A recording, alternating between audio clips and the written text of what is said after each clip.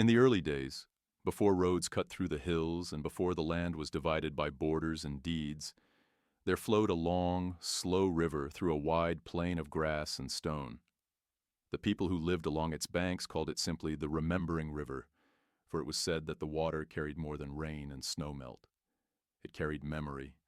Villages rose and fell beside it, generations passed, and still the river moved on, steady and watchful, as though nothing that touched it was ever truly lost.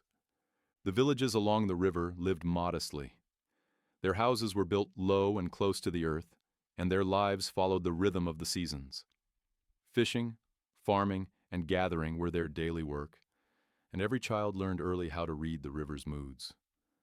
They knew when its waters would swell and when they would recede, when it would offer fish in abundance, and when it demanded caution. Yet despite this familiarity, the people treated the river with reverence. No one crossed it without speaking a word of greeting, and no one took from it without offering thanks. It was believed that the river remembered the names of all who had ever lived beside it.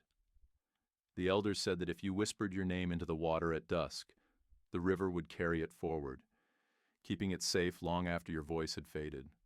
For this reason, naming ceremonies were held at the river's edge, and the dying were brought there one last time, so their names would not be forgotten. Some claimed that on still nights, when the wind was calm and the moon hung low, you could hear the river murmuring names beneath its flowing surface. Among the people lived a young man named Thomas, who had grown restless with the quiet life of the river villages. He felt the pull of distant lands and unfamiliar skies, and though he respected the old traditions, he longed for something beyond the gentle bend of the river.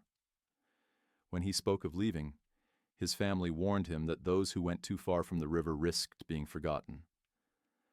But Thomas smiled and said that memory lived in people, not in water.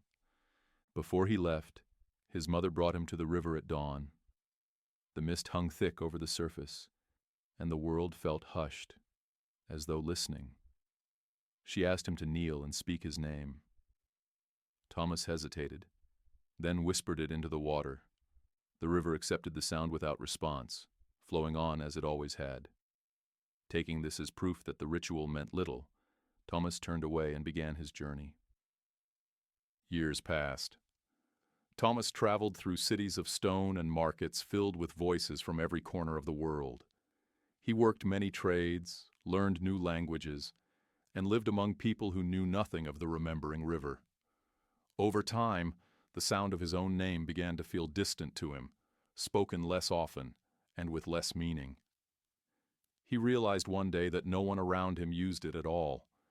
He was known only by his work, his gestures, or the places he had been. As age crept upon him, Thomas felt an emptiness he could not name. He returned to his homeland, hoping to find comfort in familiar sights. But when he reached the river, it seemed narrower, quieter, as though diminished. He knelt at its edge and listened. The water flowed on, but he could not hear the murmuring he remembered from childhood. With a sudden fear, he whispered his name into the river once more. This time, the water stirred. The current slowed, and beneath its surface came a soft, layered sound, like many voices speaking at once. Thomas heard his name, not as he spoke it now, but as it had been spoken when he was a child, by his mother, his friends, the elders of the village. The sound wrapped around him, and he felt the years of distance and forgetting loosen their hold. When the villagers found Thomas the next morning, he lay peacefully by the riverbank. The elders said the river had remembered him after all, but only when he chose to listen in return. From that day forward, the people taught their children that names are not kept alive by distance or ambition, but by connection and remembrance.